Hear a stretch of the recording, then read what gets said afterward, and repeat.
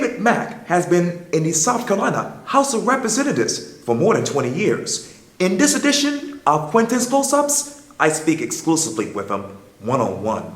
Representative Mack, it is so good to see you again. Good to see you again. Good to be back. Yes, sir. Yes. I know we've been playing phone tag for a while. That's the way it is these days. That's the way it is. Mm-hmm. You talk about these days. I know that you've been in the House of Representatives for over 20 years. Mm-hmm. What is it like for you? Because there's been a different type of House of Representatives, if you will. You know, the whole mood of the country in South Carolina is the same. It's been tough because there's one thing to be conservative. Okay. There's another thing to be insensitive and to be cruel and to have policies that are very, very bad and mean-spirited for folks. And that's what I'm afraid of. The leadership that we have right now in Washington sets a very bad example for this country. And that's been the challenge, making sure that we could really be the United States of America and South Carolina, that we could represent well for our citizens. You talk about South Carolina. Obviously, we just came off the 2-year anniversary of the Mother Emanuel tragedy. Mm-hmm. 2 years. Mm-hmm. Where does your mind go to when you think back to 2 years ago? Well, you know, we had so many programs this past weekend commemorating the 2 years, and a term that I like, and everybody was emotional with regards to that, and especially when the event happened. And one of the terms that I always like to use, or sayings I always like to use, everybody was emotional and feeling love and togetherness, but I really want to see commitment. And commitment is what you do after the emotion is gone. I love that definition. For example, when we got the Confederate flag off the State House grounds after that massacre, and I believe had we waited, and we just happened to be meeting an extra session, the House and the Senate, and I really believe had we waited just one more month, that would not have happened. Because again, people have these feelings for the moment because it's emotion, but they will tend to go away, and then we go right back to doing some of the bad things we used to do. You talk about motions. Obviously, you guys tried your best in the House as far as getting the Charleston loophole through the Senate and whatnot. Mm-hmm. Why do you think that's stalled in your mind? You know, not only did we not get rid of the Charleston loophole, we have other pending legislation that was drawn up in the House for open carry. In other words, folks could walk anywhere if they have a permit, presumably that. They can have a holstered weapon on them and walk into a restaurant, walk into any facility here in South Carolina. And not only that, individuals in other states that have passed the licensing in their particular state, they would be able, there's another bill, they would be able to do open carry here in South Carolina. Nobody wants that. I mean, the restaurants don't want it. Law enforcement doesn't want it. Most folks that really think about quality of life, you know, imagine taking your family out to dinner and you have 5 or 6 people walking in with holstered weapons. And I also wonder how that would work for black males. Can you imagine 6 or 7 20-something black males walking down on the Battery with holstered weapons? They've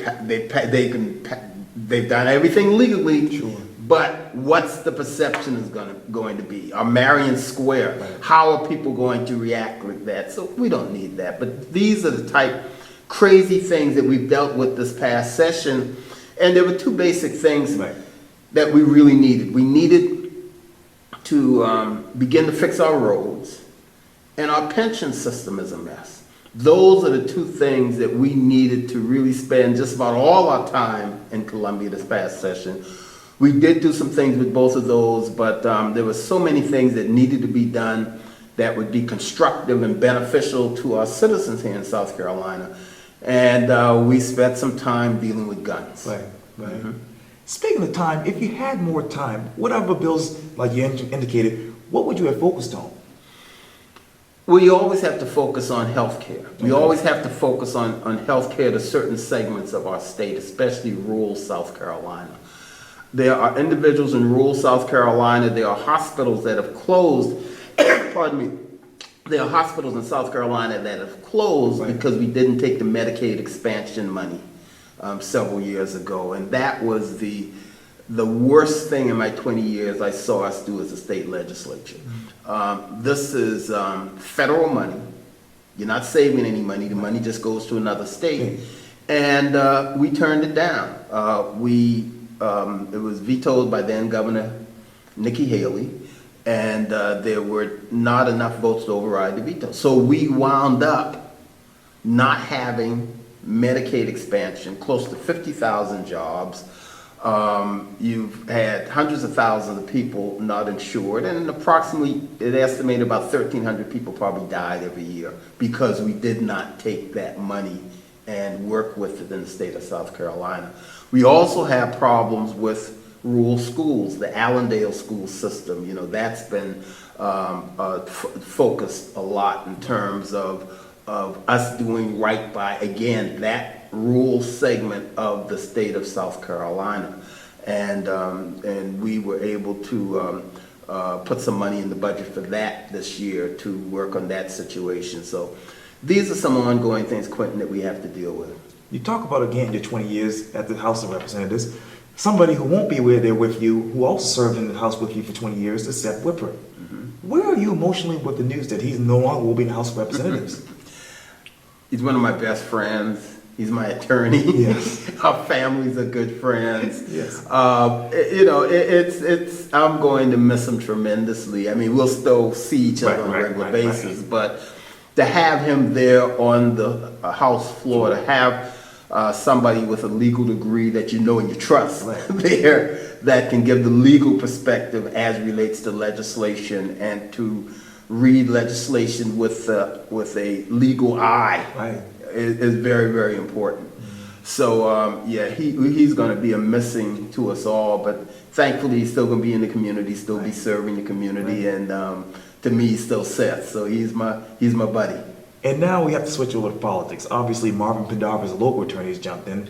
And then someone who I'll be interviewing at 6 o'clock is going to be jumping into the race as well. When you look at that race for Seth Whipper's seat, what goes to your mind?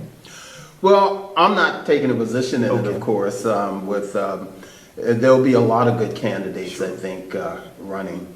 I know Elder Johnson very well. I know Marvin Pendarvis very well. And they both have served the community. So the people in House District 113, they'll make that decision, and I think they'll have some good choices too. And there'll probably be some other folks getting into the race before it's over. So we'll be looking forward to working with whomever gets it. Speaking of looking forward, write the headline for me. Representative David Mack will do what next legislative session? Continue to fight for healthcare and education. There's 5 things that I operate off that every South Carolinian wants, whether they're black, white, Asian, Latino, Native American, and for this country for that matter. A good educational system for their children, a well-paying job, entrepreneurial opportunity, healthcare, good healthcare, quality healthcare, a decent place to live, and to be treated with dignity and respect. And I might add another one on there, clean air environment. So, you know, those are my beliefs and values. Those are the things that I work on. I have a bill in dealing specifically with kindergarten children.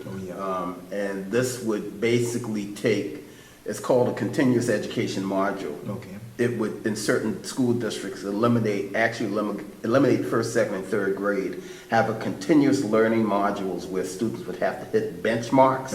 And with those benchmarks, by 4th grade, they should be able to read. Because one of the things that educators tell me so often, and all the data shows, that if a child does not learn how to read by 4th grade, it's very difficult to put that toothpaste back in the tube. If they don't learn to read by fourth grade, it's very difficult if they can pass along. And of course, a lot of times there's going to be other academic problems. A lot of times when that happens, there's going to be behavioral problems. So we have to make sure our children are able to read. You know, decades ago, eons ago, when I was in elementary school, it's really funny because all children knew how to read. They may not be able to read well, but everybody learned how to read. Now, you have students that, and we've heard the tragic situations where people are senior in high school and can't read. Right. And can't read. That, by the way, is why we need to really commend South Carolina State University, Claflin University, all our HBCUs, Allen Benedict, all of them, because you know what? Quintin, they get students a lot of times that nobody else will take. Right. And a lot of times they will have to teach them how to write a paragraph, how to do basic math. So you look at some of those graduation rates, it may take them 5-6 years to graduate, but they have done work that was not done in elementary school. And so I really take my hat off to those institutions. They continuously do a phenomenal job because they're working with the students that nobody else will take or want. Right. And these are very oftentimes are black kids. So that remains a very big challenge to us because, again, that's the gateway to poverty. That's the gateway to the prison system with our young African-American boys. We have to constantly work with regards to that.